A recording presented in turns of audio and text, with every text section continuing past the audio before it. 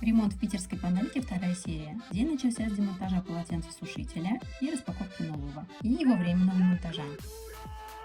Сережа показывает, как будут расположены трубы. Вот так. Ну что сказать, куда без танцев, без них никак.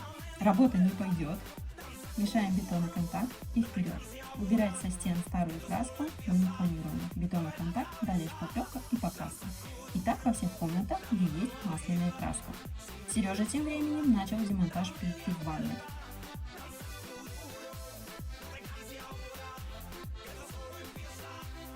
Далее надо прорезать бетон.